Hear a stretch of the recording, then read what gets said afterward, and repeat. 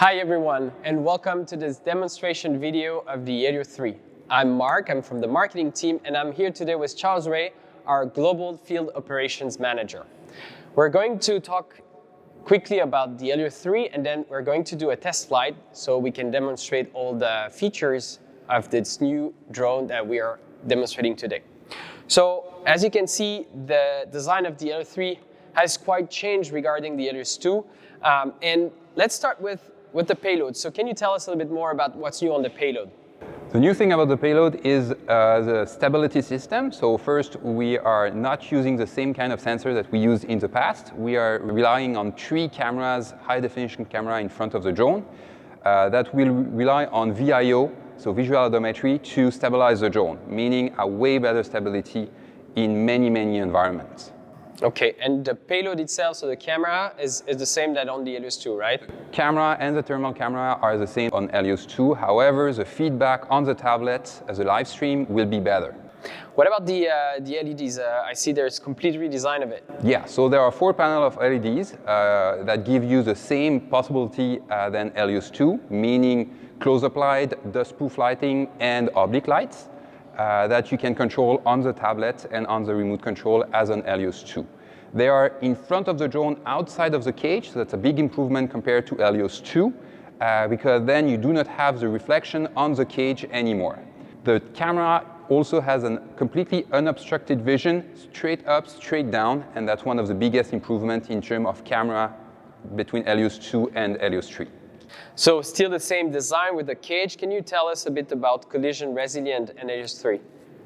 It has the same collision resilience as on Elios 2, meaning you can still have a full speed collision with the drone against the ceiling, the floor, or the wall. The camera, as you can see, is really well protected with those kind of small dampers on the 2 sides. And you have some dampers at the bottom of the camera also to stabilize the video. Still the same flight controller, so the Elios 3 can actually go flip upside down and recover from that without crashing. So that's a patent pending flight controller and reversing motors that we have here. Exact. The biggest change is that now the motors are inside ducts that will reduce the sound of the drone by about 20 decibels and also give you more power, so it will recover easier Elios 3 than Elios 2. Obviously, the thing that strikes me when I look at Elios 3 is the LiDAR. That's a huge improvement. Can you tell us a bit more about the LiDAR and what it is used for? Yeah, the LiDAR will do 2 main things. First, it will allow you to have a live map when you fly, so you know exactly where you fly, you know your trajectory, so if you fly twice at the same area, you can exactly see where the first flight was and where you are at the second flight. So that's the first big improvement. You have a point cloud in live stream. The second improvement is that it's recorded, and by using GeoSlam after, you can have a full point cloud and you can do all the measurement, volumetry or distance measurement with this one.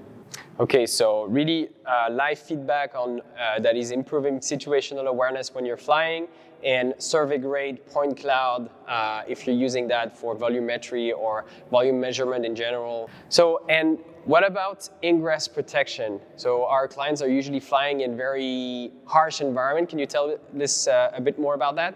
Yeah, so as we are flying in places that could have water dropping, that have a lot of dust, we have done a real work over the drone to have it more waterproof and dust resistant. So you can see on the drone it's completely covered, so there is no way the water would enter from over it.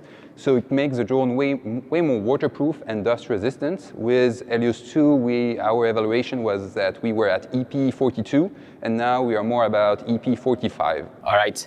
Last thing, so the battery casing has been completely redesigned. Can you tell us a bit more about this new battery? Yes, so this new battery will look like that with a clip on it. So you will put the battery from the front of the drone and you will clip it inside the drone. This way you make sure it will not move.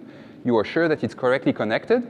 And with the battery itself, you have a button, and the BMS of the battery will give you different information from state of charge to health of the battery and the possibility to discharge the battery for storage and for traveling.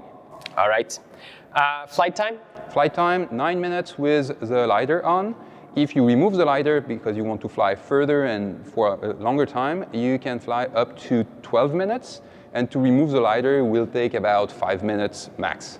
So about 20 to 25% flight time increase compared to Elios 2 for a comparable setting. But that's interesting. You mentioned removing the LiDAR. So what is special about that? I see there's an auxiliary port at the back as well. Yep. So as the drone is right now, you just remove the LiDAR, unplug it. But with the auxiliary port, you will be able to put other payload on the drone. In the future, we'll have new payload with time, depending on the need of the market. That's very exciting news. I'm really looking forward to see that thing fly. So let's go and get a test flight, right? Yep.